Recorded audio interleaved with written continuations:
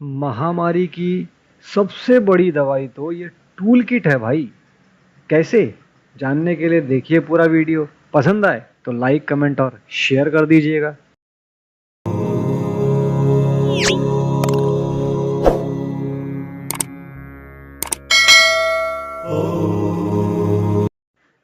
नमस्कार दोस्तों, tool kit जो है ये कांग्रेस का टूल किट जो कहा जा रहा है, उसके मामले में हमने बहुत कुछ सुना, बहुत कुछ जाना और समिति के ही एक वीडियो के माध्यम से हमने कुछ घटनाक्रम भी आपको बताए, जिससे आप ये समझ सकते हैं कि ये टूल किट सही है या गलत है।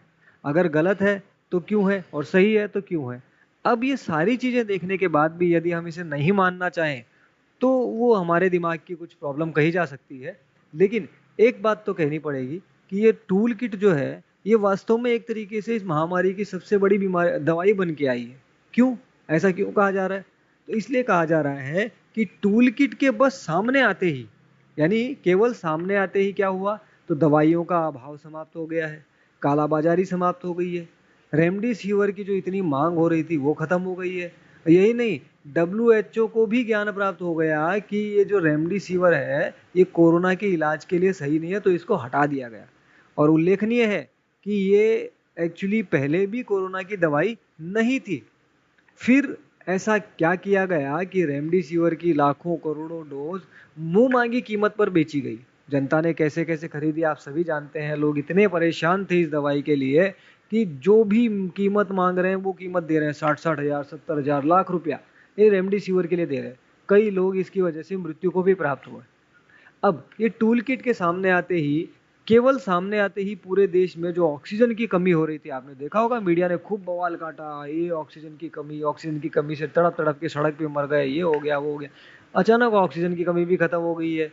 टूल किट के सामने आते ही पूरे देश में लगभग 50% आईसीयू बेड खाली हो गए हैं। आप सोचिए, अभी कुछ समय पहले 8 से 10 हजार आईसीयू बेड्स की कमी थी, लेकिन इस समय ऐसा कोई रोना नहीं रोया जा रहा है। ठीक है। टूल किट के सामने आते ही गंगा में जो लाशें बह रही थी, देखिएगा गंगा में लाशें बहने का जो इन लोगों ने एक क्रम चलाया, 2015 की, 2014 की, और ना जाने कहाँ कहाँ की फोटो शेयर कर दी गई। लेकिन जैसे टूल किट सामने आया तो लोगों को समझ आ गया ये जो गंगा के अंदर लाशों का खेल है ये टूल किट का एक हिस्सा है। और वास्तव में वही निकला। तो गंगा की जो लाशें हैं वो भी अब बहना बंद हो गई है। उनका जो प्रसारण ये पत्रकारिता लोग कर रहे थे शमशान में जा जाके और गंगा के घाटों में जा जाके, वो सब लगभग खत्म हो गए। यानी मौत पर अनवरत चल रही राजनीति शांत हो गई। अब टूल पिकेट के सामने आते ही देश की लगभग सभी मीडिया संस्थानों की रुचियां बदल गई, उनके लक्ष्य बदल गए। वैक्सीन पर ज्ञान देने वाले पता नहीं कहाँ चले गए, लगातार नकारात्मक संदेश देने वाले भी कहीं छिप गए हैं। सारे आमी मामी मामी कामी जितने भी हैं सारे कहीं ना कहीं बिलों में जाके घुस गए। तो एक बात तो स्पष्ट है कि जब तक टूल किट सामने न था संकट चरम पर था। टूल किट के सामने आते ही सारा संकट नियंत्रण में आ गया। तो भाई ये इसलिए कहा जा रहा है कि ये जो टूल किट है वही वास्तव में इस महामारी की सही बीमारी है। और इस टूल किट को हम अगर समझते रहें, हम यदि इस चीज को समझ जाएं कि ये टूल किट वाले कौन हैं, ये टूल किट क्यों चलाए जा रहे हैं, और ये टूल किट से ये देश को किस प्रकार बर्बाद खत्म कर सकते हैं, अगर ये चीज हम राष्ट्र प्रेमी लोग, चाहे कोई भी हो, किसी भी जाति के, किसी भी धर्म के, किसी भी पार्टी के क्यों ना हो, लेकिन यदि आप राष्ट्र से प्रेम करते हैं तो आपको इन चीजों को समझना होगा कि कौन देश के साथ गद्दारी करने की बार बार कोशिशें करता है, बार बार पकड़ा जाता है, और हम बार बार उन्हें छोड़ देते हैं, उन्हें माफ कर देते हैं। हम फिर से उन्हें, यानी अपना अपना मानने लगते हैं और उनका समर्थन में उतर आते हैं। ये किस तरीके की बातें हैं?